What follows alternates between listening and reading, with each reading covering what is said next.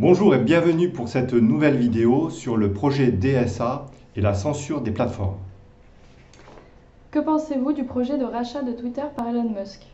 Alors, ce qu'il y a d'intéressant au travers de ce projet de rachat, ce sont les déclarations même d'Elon Musk qui nous dit qu'il veut racheter Twitter parce que les plateformes censurent trop le contenu et que donc il faut protéger la liberté d'expression. Sur quel fondement ces plateformes censurent-elles les contenus de leurs utilisateurs?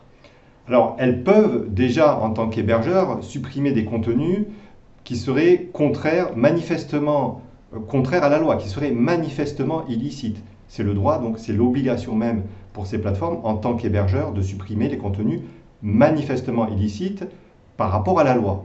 Mais le problème, c'est qu'on constate que de plus en plus les plateformes, notamment avec la pandémie et le Covid, censurent des contenus par rapport aux règles qu'elles ont elles-mêmes adoptées de manière unilatérale au travers donc, de leurs conditions générales d'utilisation. Existe-t-il des moyens juridiques pour sanctionner ces censures?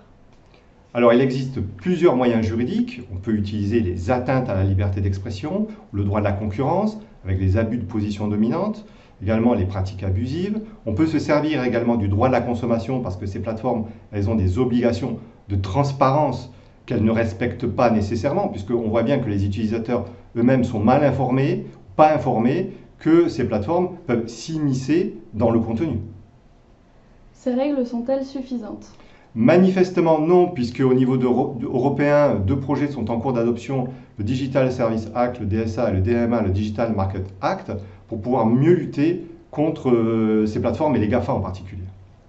Que contient le projet du Digital Service Act? Alors, ce projet ne va pas jusqu'à obliger les plateformes à être neutres, à être complètement neutres. Il n'y a pas d'obligation de neutralité. Mais néanmoins, il y a des obligations d'énoncer, par exemple, clairement et sans ambiguïté leurs règles, leurs conditions générales, que ces règles soient acceptées par leurs utilisateurs. Et également, si jamais les plateformes veulent supprimer ou restreindre des contenus, elles doivent le faire de manière diligente, objective et proportionnée, et ainsi respecter les droits et libertés fondamentaux. Est-ce que cela vous paraît-il suffisant? Alors je pense qu'on pourrait aller beaucoup plus loin et qu'on pourrait renforcer les obligations des GAFA et renforcer les droits des utilisateurs, notamment pour s'assurer que les utilisateurs, un, sont bien informés des conditions générales et deux, qu'ils les acceptent de manière libre, éclairée et spécifique. Ce qu'on constate, c'est que ces règles sont diffusées de manière assez obscure sur ces plateformes et que les utilisateurs ne les acceptent pas forcément de manière libre et spécifique. Donc il faudrait renforcer ce jeu d'information, ces obligations d'information, et du côté utilisateur, s'assurer qu'ils consentent bien à ces conditions.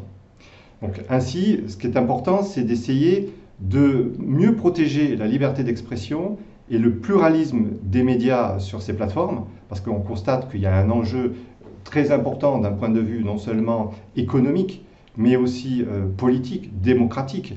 Le débat est au cœur de notre démocratie. Et donc, on ne peut pas limiter la liberté d'expression à des règles qui ne reconnaissent pas, qui ne protègent pas ce débat que permettent donc ces plateformes et sur lesquelles donc, on va pouvoir diffuser des informations et donc débattre aussi des idées. Voilà, merci beaucoup pour votre écoute. Si vous voulez aller plus loin par rapport à ce projet DSA et cette question de la censure des plateformes, je vous invite à lire mon article.